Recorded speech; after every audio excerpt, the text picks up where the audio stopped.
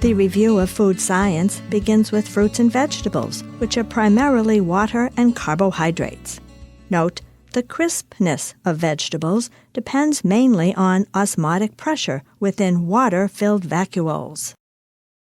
The chemical changes that occur during ripening are due to enzymes. Starch changes to sugar. Note, ethylene gas is used to accelerate the ripening of fruits during storage. Although most produce can be stored in the refrigerator, avocados, bananas, pears, and tomatoes ripen best at room temperature.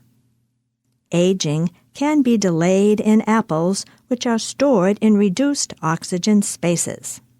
Climacteric fruits ripen post-harvest. Non-climacteric fruits are best when ripened before harvest. A close correlation exists between the retention of vitamins in fresh fruit and vegetables and the retention of their color, texture, and flavor. Green pigments are due to chlorophyll and are insoluble in water. When heated in the acid liberated from vegetables during cooking, chlorophyll is chemically changed to pheophytin, which reflects light differently, giving off an olive-green color. This is what happens to green beans sitting on the steam table for long periods of time. If baking soda is added, the green vegetables turn a bright green. This is an alkaline reaction forming chlorophyllin. There are several adverse effects.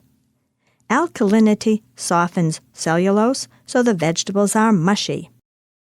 And water-soluble vitamins are lost in an alkaline solution. Note, an acid reaction forms pheophytin, an alkaline reaction forms chlorophyllin. Try to avoid both, so heat and serve vegetables quickly.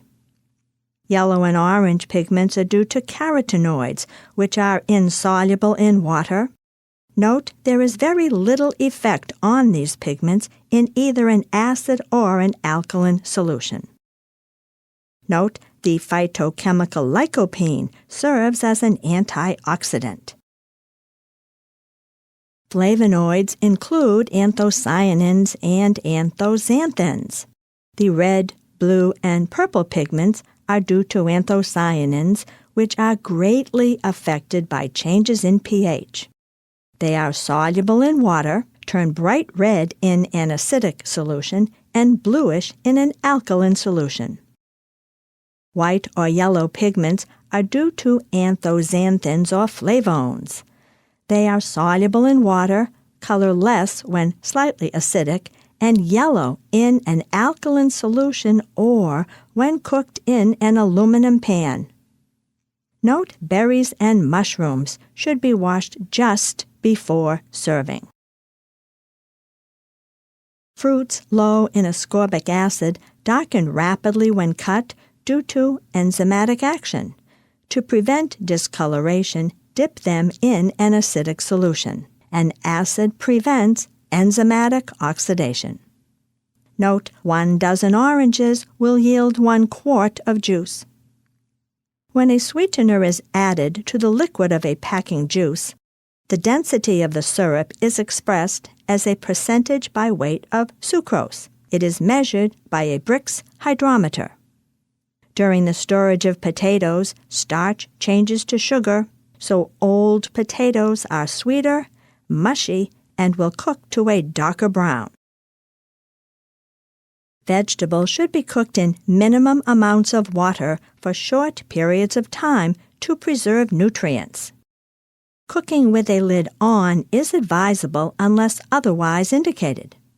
Acidic vegetables that require longer cooking times should be prepared in a larger amount of water and without a lid. Note, the cooking times for frozen vegetables are shorter than for fresh vegetables because the blanching and freezing processes makes them more tender. Blanching is immersion in boiling water for a short time, then cold water. Note, when cooking cabbage, to minimize strong flavor development, cook for a short time in a large amount of water. Leave the lid off initially to let acids escape. Note the number 10 can holds a maximum of 13 cups of product. There are 6 cans per case. The major grades of canned fruits and vegetables and fresh produce are listed. Note the grades and that grading is done by the USDA. Meat muscle is composed of fibers called myofibrils. A sheet of connective tissue binds the muscle fibers into bundles. Connective tissue has 2 proteins. Note, when heated, collagen is hydrolyzed to gelatin and softens. But elastin is resistant to heat, so there is very little change in cooking. The finish of meat refers to the amount of fat cover on the carcass. The shape of the bone identifies the cut of meat. Under nutritive value, note pork is a good source of thiamine. Note the calcium content is high in oysters, shrimp, and fish canned with its bones. The pigment myoglobin contributes to the color of meat. In freshly cut meat, myoglobin combines with oxygen to give a bright red pigment. It later browns with further oxidation. If this oxidation continues, a number of greenish pigments may be produced. Note, this is due to further oxidation of myoglobin. When meat is aged, it is held in cold storage to ripen. Aging increases tenderness. The change in muscle protein is brought about by enzymes which increase the water-holding capacity of the muscle. An acid and salt also increase tenderness by increasing the ability to hold water. Marinades often include vinegar, which lowers the pH. Note vacuum packing meat, sous vide, is an anaerobic process. This extends the storage life of the meat. Modified atmosphere packaging prevents deterioration by slowing respiration. Note the USDA inspects and grades meat at slaughter. The inspection is mandatory and assures the consumer the meat comes from a healthy animal. Note inspection is shown with a round stamp. Grading indicates the quality of the meat and is shown on a shield. Note the safe minimum internal cooking temperatures include 145 for meat and fish, 160 for ground meats, and 165 for poultry. As meat cooks, the protein coagulates and the collagen hydrolyzes to gelatin. Tough cuts need to be cooked well done. They have more collagen, which needs more time to soften. Note cured meats are pink from nitrites, which are added to inhibit botulism. Dry heat methods are used for the tender cuts. They have less collagen, so need less time to soften. Frying is dry heat cooking. A desirable property of fat used in frying is a high smoke point. This refers to the temperature to which you can heat the fat before your kitchen fills with smoke. The smoke point should be above 420 degrees. Note, safflower oil has a high smoke point. Butter is at the low end of the list. Rancidity involves the uptake of oxygen in an unsaturated fat. The healthiest plant oils are all highly unsaturated. Olive oil has more monounsaturates, so is less susceptible to rancidity than soybean oil, which has more polyunsaturates. The greater the number of double bonds, the higher the risk of rancidity. Broiling, roasting, and grilling are also dry heat methods. Moist heat is used for the less tender cuts with more connective tissue like bottom round. Examples include braising, simmering, steaming, and stewing. The proteolytic enzyme papain can be used as a meat tenderizer. Methionine is the limiting amino acid in soybeans. They are mixed in with ground meats to extend the number of servings. Fish is more perishable than meat, so is stored at a lower temperature. Note, fresh fish should have bright red gills, bright shiny skin. If it has dull and gray gills and a soft texture leaving an imprint when pressed, reject it. Surimi is purified and frozen minced fish. It is used in making structured seafood products like crab and shrimp analogs. Histamine toxicity has been linked to inadequate refrigeration of tuna, mackerel, and mahi-mahi.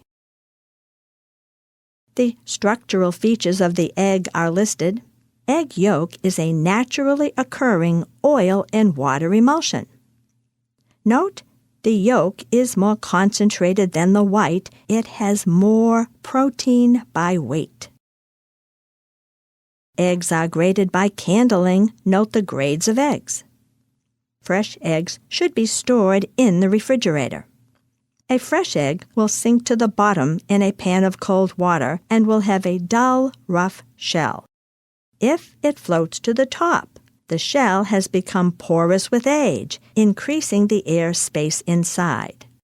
Old eggs float, fresh eggs sink. Because of their many important functions, eggs are widely used in cooking.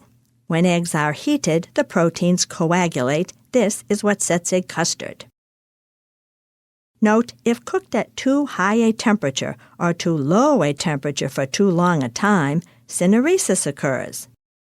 The protein network contracts and squeezes out the liquid, leaving a tough, solid protein mass. It results in a tough, watery egg. Syneresis is also called weeping. Eggs also serve as leavening agents. Their effectiveness depends upon the amount of air beaten in and retained.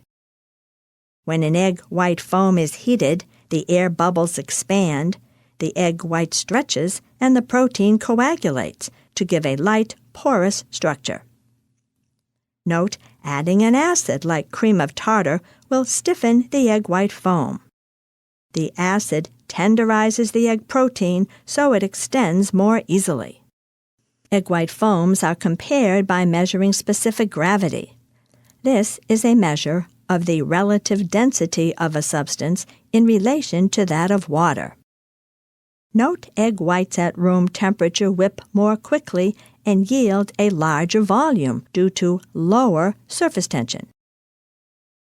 Eggs also serve as emulsifiers. Note, the egg yolk yields a stiffer, more stable emulsion than the egg white because it has more protein by weight. If an egg is overcooked or allowed to cool slowly, the surface of the yolk may turn green. This is due to ferrous sulfide. When evaluating custards, the larger the percent sag, the more tender the gel. Note, percent sag is an objective measurement of custard quality. The more tender the gel, the more it will sag or bend in when pressure is applied to the surface. If the custard is tough and overcooked, the surface will not sag but may crack open with pressure. Frozen eggs and egg substitutes may be higher in sodium than fresh eggs. If eggs are stored for a long time, there are several adverse effects. Note, they lose carbon dioxide, becoming more alkaline.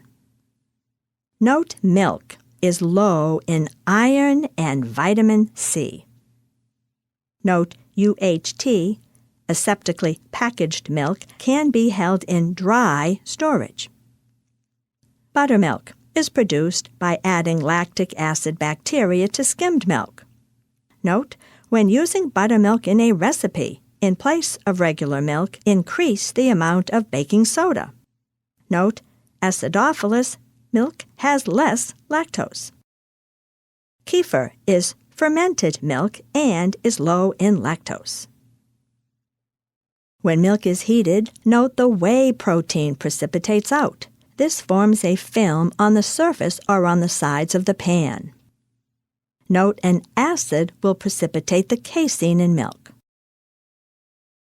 Butter and margarine are 80% fat. Note, at room temperature, hydrolytic rancidity, the uptake of water, leads to flavor changes in butter, a saturated fat. Unsaturated oils are more subject to oxidative rancidity, which is the uptake of oxygen at a double bond in an unsaturated fat. Note, heavy, medium, and whipped creams have the most fat. Processed cheese is a blend of several natural cheeses mixed with an emulsifier. Note, disodium phosphate prevents fat separation and adds smoothness.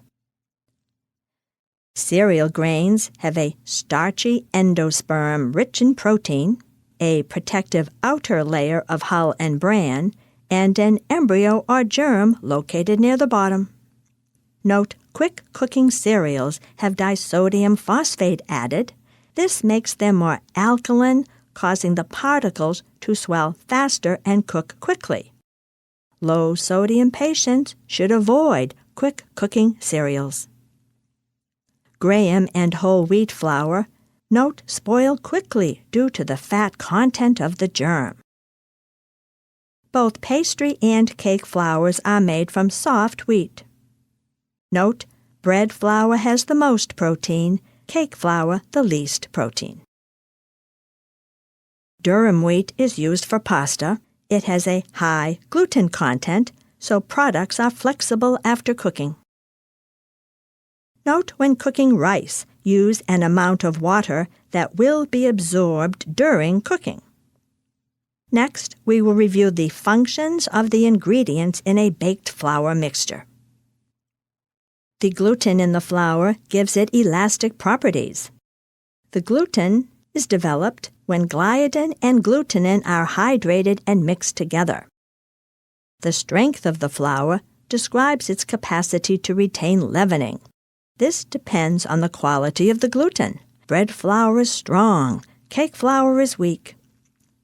Note, adding bran to a flour mixture decreases the volume of the end product. Bran is heavy, weighing down the structure.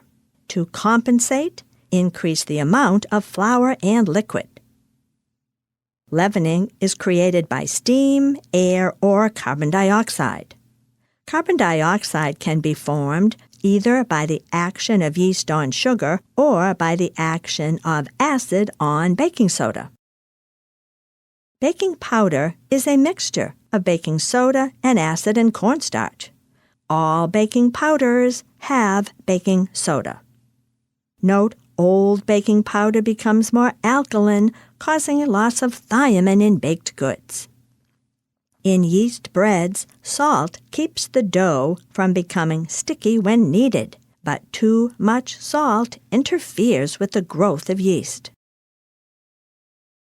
Egg protein coagulates, stabilizing the structure. It retains the leavening agent, distributes the shortening, and adds color and flavor. Fat contributes to tenderness. It coats the gluten particles, keeping them from becoming one continuous mass, resulting in a tender product.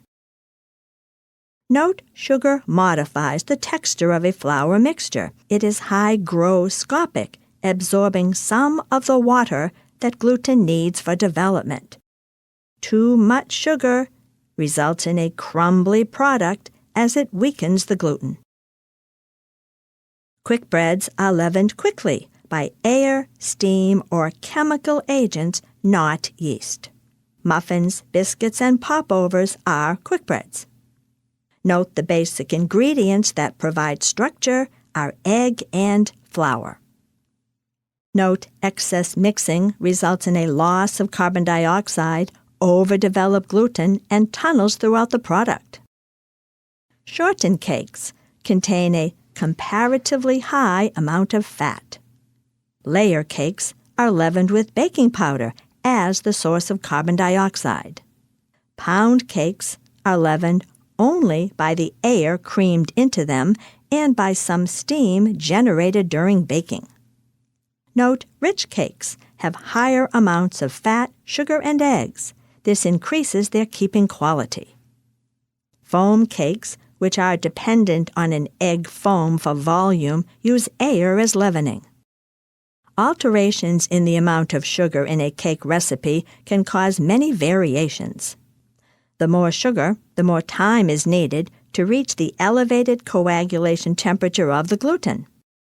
As the content of sugar is increased, the volume of the cake increases, up to the point where the volume is so great and the gluten so weak that the gluten strands snap and the cake falls in the center. The surface is gummy and crystalline, sticky and shiny. Note, pastry has 4 ingredients: flour, fat, liquid, and salt. Lard and vegetable oil are both 100% fat, so you can substitute one for the other in equal amounts. If you substitute butter or margarine for lard or oil, because they are only 80% fat, you need to use more. Note the difference between tender and flaky pie crusts. The tenderness in pie crust is enhanced by using oil, soft fat, or fat cut into very small pieces. Flakiness is promoted by leaving the fat in coarse particles. The fat in pieces melts and flows, leaving a space where steam collects, pushing upward against the cell. The cell is locked into that extended position, resulting in a flaky pastry. Baked flour mixtures are classified as batters and doughs according to the proportion of flour to liquid. Yeast doughs require high-protein bread flour.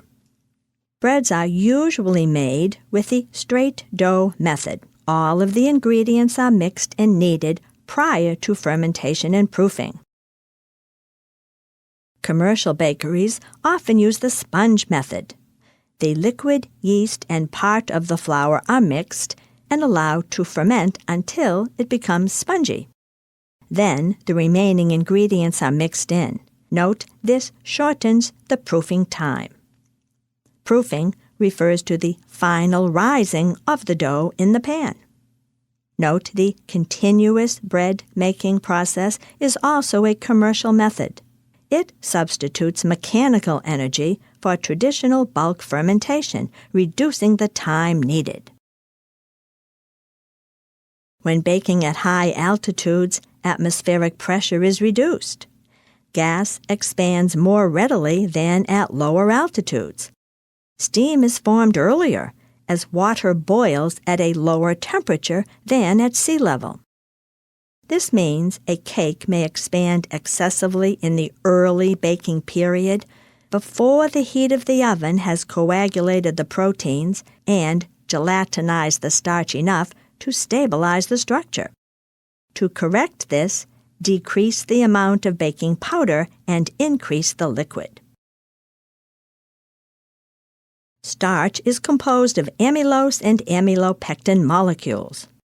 Amylose is a straight chain of glucose units and is responsible for gelation in cooled cooked pastes.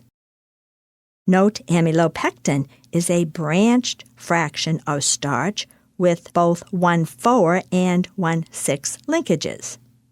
Waxy starches only have amylopectin, so are non-gelling, stable to freezing and thawing. They are used in frozen foods. The thickening ability of starches varies. Note, potato starch is far more effective than others, so you can use the smallest amount of potato starch to thicken a mixture. Gelatinization is the swelling that occurs when starch is heated in water close to the boiling point. Acids like lemon juice break down starch into smaller molecules. Whenever possible, an acid should be added after gelatinization is complete. Retrogradation occurs in starches with a high proportion of amylose. After a starch paste has been cooled, it may become less soluble and recrystallize to form a solid or rigid gel. The hydrogen bonds that hold the gel together break and reform in an orderly, crystalline fashion, giving a gritty texture. retrogradation is undesirable and reduces the quality of food. Examples include pudding held in the refrigerator for several days, or the harsh texture of bread after several days of storage. Retrogradation is greatly accelerated by freezing. Thus, frozen products that require thickened sauces or gravies should be prepared with starch or flour from a waxy corn, rice, or sorghum. Starches can be modified chemically or physically. Instant pudding is an example of physically modified starch. It has been gelatinized and then dehydrated. It rapidly rehydrates when combined with cold liquid, so thickening occurs quickly. No heating is necessary. When making gravy, starch is heated without any water added to the pan. Dry heat breaks the starch molecules into smaller fragments called dextrins. This process also causes a change in color, as in the browning of toast. Starch granules do not dissolve in cold water, but instead form a suspension. When heated, the granules swell, and the suspension becomes thicker and more translucent. This process is gelatinization. To make a white sauce, melt the fat and add flour. Note this is a roux, half fat, half flour. Then add the liquid. Note, to get a clear or shiny sauce, use cornstarch as the thickener. To make crystalline candies, sugar and liquid are heated to dissolve the sugar, then crystallized under conditions that produce small crystals, which have a smooth, creamy feeling. Crystal inhibitors, which keep crystals small and smooth, include an acid, fat, and protein. Note the overrun in ice cream is the increase in volume that occurs when the recipe is agitated during the freezing process. Note it is measured by weight. Small crystals are essential for smooth ice cream. The more fat, the smaller the crystal, and the smoother the ice cream. If you make ice cream with whipping cream instead of half and half, the product will be smoother because crystals are smaller. Grainy ice cream has large crystals due to too little fat. Gelatin is an incomplete protein. It does not have tryptophan. Note, fresh and frozen pineapple have bromelain, an enzyme that breaks down protein and prevents gelation. Papain, a proteolytic enzyme, will also prevent gelation. When coffee is heated above 203 degrees, tannin is extracted, causing a bitter taste. The FDA has authority over food additives. Please note the following. Sorbitol acts as a humectant, retaining moisture. Propionate and sodium benzoate inhibit mold. MSG provides umami. Subjective measures of food quality use organoleptic measurements. Examples include the affective test, like the hedonic rating scale. Note the flavor profile method uses a trained panel who analyzes the flavor and aroma of a food in great detail. Note the examples of objective measures of food quality, which take physical measurements. Both the viscosimeter and the line spread test measure viscosity, but in different ways. One is done on an inclined plane or a rotational basis, and the other on a flat surface. Food biotechnology and genetic engineering are techniques used to produce plants that are more resistant to disease, insects, and weeds, and plants that require less water. Crops grown using these techniques include corn, soybeans, papaya, and canola. Probiotics are live microbial food ingredients that benefit health by promoting healthy microbial balance in the intestines. This may stimulate the activity of immune cells and reduce gut inflammation. Prebiotics are non-digestible food ingredients that support the growth of probiotics. Examples include inulin, a fructose polymer, and fructooligosaccharides, a soluble dietary fiber. Functional foods provide more benefits, more functions than the basic nutritional benefits. Some whole foods are functional. Grape juice and red wine have resveratrol, which reduces platelet aggregation. The omega-3 fatty acids in fatty fish reduce triglyceride levels. Tomatoes have lycopene, which may reduce prostate cancer risk. We can also modify foods to make them functional. We add probiotics to dairy. We add plant sterol and stanol esters to margarines, which reduce cholesterol levels. We add calcium to orange juice. Phytochemicals are biologically active, naturally occurring chemical compounds in plant foods, which offer possible benefits in humans. Examples include indoles from cruciferous vegetables, which may detoxify carcinogens. Note, isoflavones in soy products have been found to lower elevated cholesterol levels.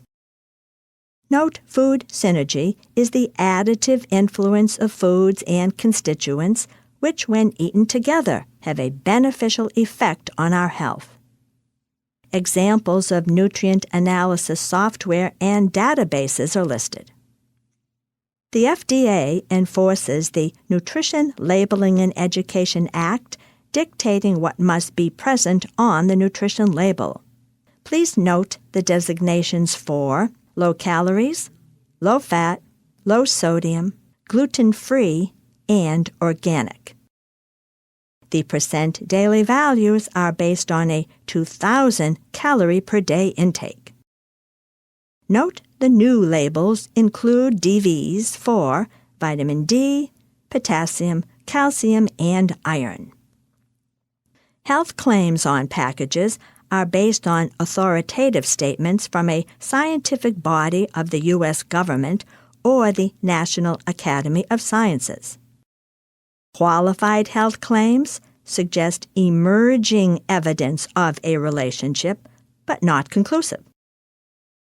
Structure-function claims may be used without FDA permission. Principles of education and communication include developing multicultural awareness, which is an important aspect of effective counseling, evaluating our own beliefs and attitudes, and becoming comfortable with differences between our customs and practices and those of our clients is a valuable step. Ineffective communication in health care can result in incorrect diagnoses and non-compliance with treatment. Cultural communication styles differ: how you speak, your eye contact, how you greet people. Spatial relationships vary. The personal zone, when giving instructions or working closely with others, is 18 inches up to 4 feet. When working with clients with limited English skills, use common terms and avoid slang. Always speak directly to the client. When teaching children, instructors are seen as authority figures. Adult learners are more of a partner with us in the learning process. They are problem-centered, motivation is internal, and they are self-directed learners. With lower-income adults, interests focus on costs and traditional food habits. The very poor are often short-term planners. When counseling adolescents, consider peer pressure as they attempt to make changes in everyday eating. Many elderly may have decreased attention spans, so short sessions work best. Educational goals and objectives are based on an assessment of the client's knowledge. Goals must be set in accordance with the process of learning and based on previous learning and the characteristics of the group being instructed. Objectives in patient-centered counseling include increase awareness of diet-related risks, provide nutrition knowledge, enhance skills to promote long-term changes in intake, and increase confidence for making dietary changes. Behavioral objectives include what it is, who it is, when or a time frame, and a measure of the outcome of the intervention. Outcomes are specific, measurable, attainable, relevant, and time-bound.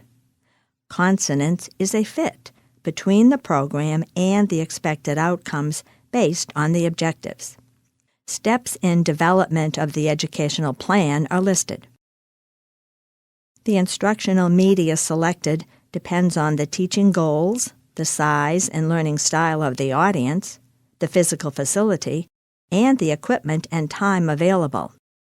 Computers and programmed instruction materials can substitute for you in certain aspects of the learning process. Note, they are used to learn purely cognitive material, leaving you more time to develop affective and psychomotor learning. Evaluation criteria include what you will evaluate, when, and how. Strategies should reflect the objectives of the educational program. Norm referencing compares students with the norm of a group. Criterion referencing measures performance against a standard or defined objective. Budgeting is closely linked to planning. Periodic budget reviews help control resources and help adhere to the planning schedule. Program promotion informs and educates consumers about the existence of a product or service. Note the 4 promotional tools. Advertising includes purchasing print or electronic media. Targeted messages are developed for a carefully defined audience. Sales promotions are short-term incentives to encourage purchases. Personal promotion includes presentations, health fairs, cooking demonstrations, and media interviews. Direct contact provides positive feedback. Public relations is an organized effort to promote a favorable image through news coverage or goodwill. Note the 3 domains of learning. Cognitive learning is the acquisition of knowledge, factual information. Affective or subjective learning helps them develop sound attitudes and values about nutrition. And psychomotor learning is the acquisition of muscular skills, like exercises or food preparation skills. Each has a hierarchy from the simple to the complex. Objectives at the lower level must be mastered before more complex learning can take place. Is the level of learning appropriate based on the group's prior learning and present ability? How to teach depends upon the needs and the readiness of the learner. The assessment includes his motivational level, educational level, and overall life situation.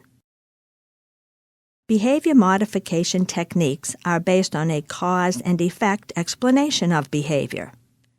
Therapy can focus on the cues, the behavior itself, or the consequences of the behavior. An antecedent triggers a specific response or behavior. One method is positive reinforcement, which encourages the repetition of a given behavior. Offering praise is an example. Avoidance learning is where you learn to avoid future criticism by improving performance. Extinction is designed to reduce undesired behavior. This is the absence of reinforcement following undesired behavior. Ignore the behavior and it will become extinct. In the stages of change model of counseling, behavior involves a series of stages. Determine the client's stage to assess his readiness to change. Note the stages. In pre-contemplation, he is unaware or not interested in making a change. In contemplation, he is thinking about making a change in the near future. In preparation, he decides to change and plans the change. In action, he tries to make the change. And in maintenance, he sustains the change for 6 months or longer. Tailoring intervention to their stage of change is more effective. The health belief model was developed to explain why people, especially those at high risk, fail to participate in programs designed to detect or prevent disease. It found that a person must perceive the severity and their susceptibility to the threat before it becomes a behavior motivating factor. The diffusion of innovation theory describes how an idea or behavior spreads through a group. People fall into several categories, beginning with the innovators, who adopt an idea readily, usually without input from others, down to the laggards, the last to adopt the idea. Tailor your intervention to where they are in this process. Implementation of the educational plan requires strong communication skills. Motivation eases transition to new behaviors. The key is success and support of the learner. Try to involve the learner in an active way for application of the information, and note, active involvement of the learner permits the greatest retention. Establish rapport with the client. Encourage him to express fears and concerns about impending changes. Discuss problems descriptively rather than evaluatively, which means don't be judgmental. Offer alternatives provisionally rather than dogmatically. Be problem-oriented rather than manipulative. Be straightforward and authentic. Be empathetic rather than neutral. Put yourself in their situation. This allows you to respond without giving advice. You focus instead on their need to talk and express feelings and concerns. Your message should be clear, complete, concise, concrete, and correct. Counselors need to develop strong listening responses. Clarification is where you ask him to clarify, to make clear his comments.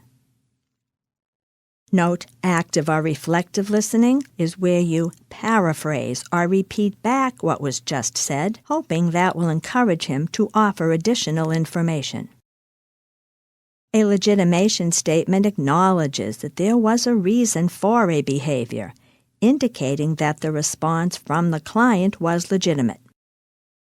Feedback lets you know what he knows and what he understands about what you are saying. The environmental setting is also important. There should be a feeling of openness. Maintain good eye contact and always respect his confidence. The method of instruction is based on the size of the group and the educational and motivational aspects of the group's members. The discussion method of teaching helps master higher-level cognitive objectives. Small group discussion is beneficial in the clinical setting when you have 3 to 5 people with similar needs. When working with a group dynamics must be considered. The skills to develop as a group leader are listed. Leaders must make sure everyone participates in the discussion. The negotiation is a type of group process. Plan the strategy in advance. Know what you are willing to accept as a bottom line. Synergy refers to a theory that the group's product, the group's decision, is superior to what the most resourceful individual within the group could have produced by working alone. The dietary interview requires strong listening and verbal communication skills. Begin by collecting background information on the client, from which you establish objectives for the interview. Note, this preparation step is done before you meet the client. It defines the goals and purpose of the interview. Note, the first step when you are facing the client is to build rapport with him. Then conduct the interview using open-ended, non-judgmental questions. Open-ended questions give the client freedom in responding and give you a chance to listen and observe. Closed questions are more restrictive. They limit answers. Primary questions introduce new topics. Secondary questions are follow-up questions. Neutral questions are preferred. They do not reveal your bias. Leading questions reveal your bias. When you have adequate information, initiate closing. The client's nonverbal communication can affect the direction of the interview. Counselors should look for these signals of unspoken feelings. Kinesics refers to a variety of physical behaviors. Paralinguistics refers to how the client's message is delivered to you. And proxemics involves his personal space. When delivering culturally diverse nutrition counseling, listen first to assess prior knowledge. Reinforce correct knowledge and clarify misinformation. Use simple language and use visual media to show what you are teaching. Talk in slow, clear words, repeat as necessary. Encourage questions and strive for interaction. Use the teach-back method. Ask the client to restate the information in their own words. Please note the examples of counselors' responses to the client. In an evaluative response, you make a judgment about their feelings, leading to the offering of advice. This is not a problem-solving method and is seldom helpful. With a hostile response, you may antagonize or humiliate the client. A reassuring response may make it difficult to solve the client's problem or discuss it further. The client is prevented from working through feelings. Little attempt is made to understand the needs of the client. A probing response is an attempt to clarify or gain more information as they recall details. It may encourage conversation. The understanding response is one of the best ways to respond. You try to recreate their comments in your own frame of reference. It may lead to more client cooperation and help them feel accepted and safe in expressing their feelings. CBT, Cognitive Behavior Therapy, focuses on identifying behaviors and thoughts that have a negative impact on desired behaviors and goals. You then apply strategies to change those behaviors. Motivational interviewing helps clients recognize and begin to resolve their concerns and problems. The goal is to increase motivation so they can express the rationale behind the changes they need to make. People make behavioral changes only when they are ready to change. Note, it is a client-centered method for enhancing intrinsic motivation. It guides rather than directs and does not give advice to the client. Written communication is more formal and authoritative. It is interpreted more accurately and is used when a record is required. When creating written materials, keep the reading level around the 8th grade for the general population and the 6th grade for audiences with lower literacy abilities. Email and texting are formal communications. The SMOG Index evaluates the grade level of written text by counting polysyllabic words. Verbal communication is more personal. It encourages two-way communication, but poor listening skills are a critical barrier to its effectiveness. Develop media partnerships with local television and radio stations. This extends your reach to audiences that may be out of reach due to financial reasons. Introduce the campaign to the community with kick-off events like a press conference at a farmer's market. Develop 2 to 4 key messages to serve as a focus. Then sustain ongoing media relationships with a few key reporters who cover food or health issues by offering to serve as a resource for them. We must evaluate each step in the educational process, assess the learner, and evaluate the assessment. Develop and evaluate the plan. Implement and evaluate the education session. Note, formative evaluation is made during the course of education. It helps pinpoint the parts mastered and the parts not mastered, and allows for revision of plans and methods as you are teaching. It answers the question, how should we do this? The client must be involved in formative evaluation. Examples include the focus group and the pretest. Note, summative evaluation is designed at the planning stage, but conducted at the end of learning. It is considered final. The purpose may be grading or evaluation of progress. Did we achieve what we planned? The post-test is summative. The formal objective test is not well suited for the clinic or community setting. Note, the performance test does work well. The client is asked to complete a task based on the learning objectives. Evaluation of the effectiveness of educational plans includes the items listed. Documentation of employee education and training is essential for safety issues and the correct use of all equipment.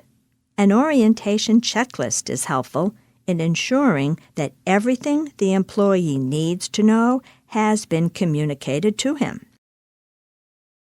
Records should be kept on file, noting the date and content of ongoing training sessions, such as in-service programs, and off-the-job experiences, such as continuing education. The Joint Commission requires documentation of nutrition services to evaluate medical nutrition therapy and for any legal issues that may arise. All client, medical, and financial information is confidential. Nutritional informatics is the use of technology in spreading nutrition information. Please note the acronyms EHR, EMR, PHR. HIPAA maintains privacy of PHI, protected health information. This includes the patient's right to their own information, privacy, and confidentiality. Patients must be notified if their medical information is to be shared outside of the care process or if protected information is to be shared. Telehealth uses electronic technology to support long-distance health care. Telenutrition is where the RDN uses these technologies to implement the nutrition care process remotely. Medicare Part B allows some of our services to be offered via telehealth. The Academy's Health Informatics Infrastructure Program tracks nutrition care outcomes and advances evidence-based practice research. Altmetrics is the presentation of the amount of activity from various social media sites over time. The National Consumer Panel collects data on consumer preferences, helping retailers stock the right items for their customers. Legislation is the interaction between the three branches of government. The legislative branch may introduce and enact a law. The executive branch may veto legislation or sign it into law. and the judiciary may discard a law if it considers it to be in violation of basic rights and freedoms. Legislation enters as a bill or a resolution. The bill is sent to committees which schedule public hearings, where testimony is taken from the sponsor of the bill. Nutritionists can present their views here or in earlier planning stages. The committee revises the bill during a markup session and puts it into final form. If it is approved, it is sent to the Rules Committee for debate. It needs approval from both houses of Congress and the President. Differences between the two houses are worked out in a joint House-Senate Conference Committee, ultimately passing a reconciliation bill. Note, then appropriations bills are passed to provide funding. Regulations interpret and operate the law. They carry the force of a law, but are easier to change. They are written by staff members of the agencies charged with enforcing them. The FTC regulates the content of food advertising and enforces truth in labeling laws. The FDA helps to protect our food supply, and the FCC licenses radio and television services. Of all the resources available to follow what is happening with legislation, note the Federal Register is most helpful to us. It lists all the changes made in USDA food programs. Nutritionists serve as advocates, pleading the cause of a group. To be an advocate, know the facts and arguments for and against the issue. Be realistic.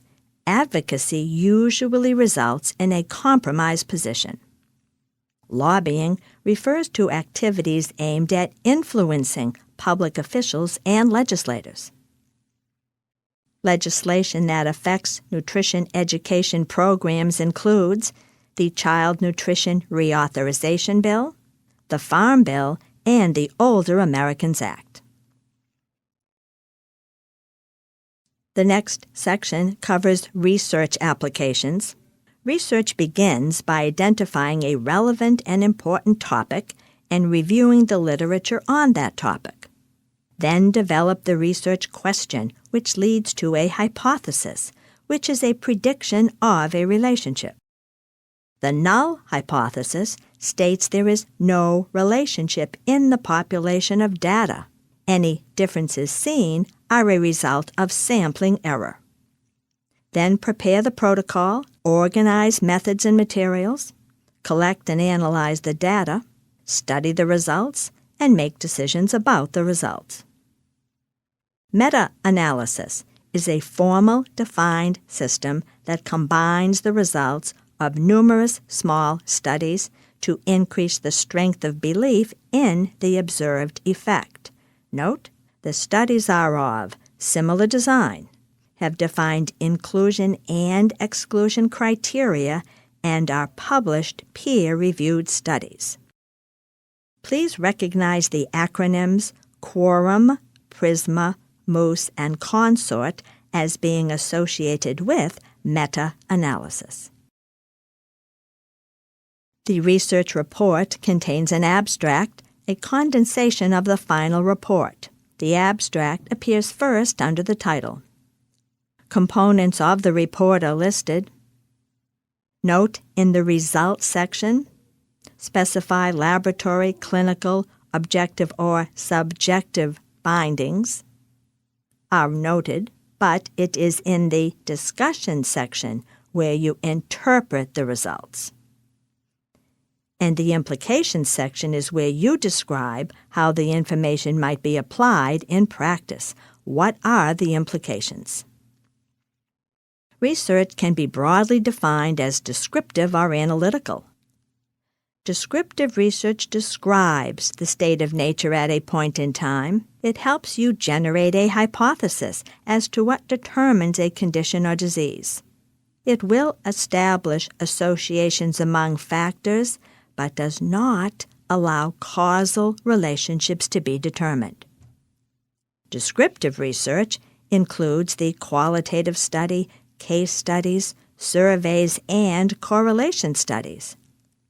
Note, correlation or ecological studies compare the frequency of events or disease rates in different populations with the consumption of certain dietary factors, such as the correlation between fish consumption and breast cancer incidence. Analytical research tests your hypothesis and allows causal associations to be determined. An example is the experimental model, which uses both experimental and control groups. Randomization is dividing people into treatment or control groups without bias.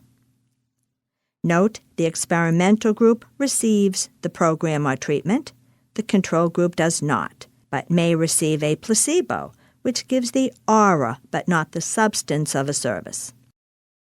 The placebo removes the possibility of the Hawthorne effect, a positive response due to special attention that participants have received. Your program is successful if the experimental group has improved more than the control group. In clinical nutrition studies, the randomized controlled trial with a comparison placebo control group is the gold standard. This is considered the best for evaluating medical treatments and intervention with one or more treatments. In the parallel design, participants are randomly assigned to a particular treatment group and remain on that treatment throughout the study. In a crossover design, each participant serves as his own control. In a two-period crossover design, each would receive either intervention or control in the first period and the alternate treatment in the second period. A major advantage in the crossover design is that variability is reduced because the measured effect of the intervention is the difference in that participant's response to the intervention and control. This decrease in variance allows the use of a smaller sample size. Crossover designs are generally longer, but each is exposed to all treatments. A quasi-experimental design is the time series method. Note, measurements are taken before and after your program to see whether there has been a noteworthy change. A cohort is a group whose members have something in common. Cohorts of healthy people are followed through time to see if they develop a specific disease. They are sometimes called incidence studies because they look at the frequency of new cases of a disease. Case control studies focus on a specific disease. Those with the disease are compared to a group without the disease, but otherwise similar in characteristics. Both groups recall past behaviors to study how the groups differ. Cross-sectional studies are a one-time data collection. They are sometimes called prevalence studies because they look at all of the cases of a specific disease among a group of people. They are a snapshot look at one point in time. They describe current, not past, or future events. Note the Institutional Review Board reviews and approves research involving human subjects to ensure it is conducted within all ethical and federal guidelines. To be designated as an author in a medical journal, you must have made substantial contributions to the design or analysis and the interpretation of the data. Next, we will look at some of the tests that test your test. Did you prove what you think you have proven? Relevance or validity looks at the ability to measure what it intends to measure. Internal validity tests whether the difference between the groups is real. How valid is it internally? External validity tests whether or not you can generalize the results to a larger population. How valid is it externally? Analysis of variance evaluates the validity of your test. It asks whether the difference between samples is a reliable one that would be repeated. Note, this is used when several products compete against one another. It answers the question, are there significant differences anywhere among the samples? Reliability evaluates the consistency or reproducibility of test results. You might give the test, then retest later. Are results similar? Precision is a measure of the reliability of the test. Sensitivity and specificity tests are used if the protocol involves screening for a particular condition. It evaluates the cut-off value being used. Variables in research may have different values from observation to observation. Nominal, non-ordered variables are those that fit into a category with no special order. Rank order ordinal scale variables are observations compared with each other and put in order, perhaps from best to worst. Note the dependent variable is the outcome. The independent variable is what you manipulate in the study. Treatments for diseases are independent variables. Probability sampling uses randomization. Statistics help us evaluate the data collected during research. Data distributions can be evaluated with measures of central tendency, looking at the center of the mass of data. Note, there are 3 measures of central tendency: the mean, the median, and the mode. The arithmetic mean is the simple average of all observations. The median is the midpoint. To determine the median, arrange the observations from low to high. Count the number of values. The median is the value at the midpoint. If there is an odd number of numbers, the median will be the exact center. If there is an even number of numbers, the median is the average of the 2 numbers closest to the center.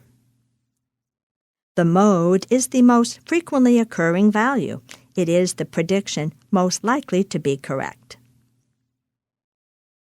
Measures of dispersion show how values are distributed about the mean. The range is the difference between the lowest and highest values in the distribution. The standard deviation is the most significant measure of dispersion. Note, 68% of all observations in a normal distribution lie within 1 standard deviation of the mean. Please review the example. Statistics also show the existence of relationships within data called correlations. The linear correlation coefficient, noted by the small letter r, measures the degree to which the points in a scatter diagram cluster about a straight line. The value of r is always between -1 and 1. R equals 1 when all points lie exactly on a straight line with a positive slope. R equals -1 when all points lie on a straight line with a negative slope. The closer r is to 1 or -1, the closer the points tend to cluster about the line, and the stronger is the degree of relationship. The closer r is to 0, the more dispersed the points will be from the line. If r equals 0, there is no linear relationship. Please review the examples. Clinical significance refers to a change or difference in outcomes that somebody cares about. The outcome must be relevant for patient care, public health, or the field of study. And the change must be statistically significant, not due to chance. The p-value evaluates the levels of significance of your test results. The lower the p-value, the higher the significance. Note, a p-value less than or equal to 0.05 indicates a significant difference, so results are reliable. A p-value greater than 0.05 indicates there is not a very significant difference, so results are not reliable. Please review the example. Other terms used in research are listed and defined. Please note the double-blind study and the difference between mortality and morbidity. Note inferential statistics allow conclusions to extend beyond an immediate data set. What is the probability that your results can be applied to a larger group? The pilot study is a scaled-down version of the larger investigation. It is run to determine whether the clinical trial as planned is feasible. Are the goals realistic and attainable? Note, it includes every step in the study, but done on a small test group. Will the study plan work? The focus group is a method of attaining information about a target group.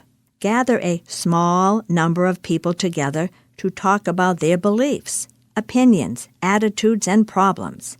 This contributes attitudinal data to your study. The t-test tests the significance between the means of two different populations. It tests the null against the alternative hypothesis. Qualitative research asks why and how. Quantitative research asks how many and how often. Evidence-based guidelines are developed by conducting a systematic review and then using the conclusion of the review to develop practice-based guidelines. The Academy's Evidence Analysis Library can assist in answering questions that may arise during the provision of nutrition care.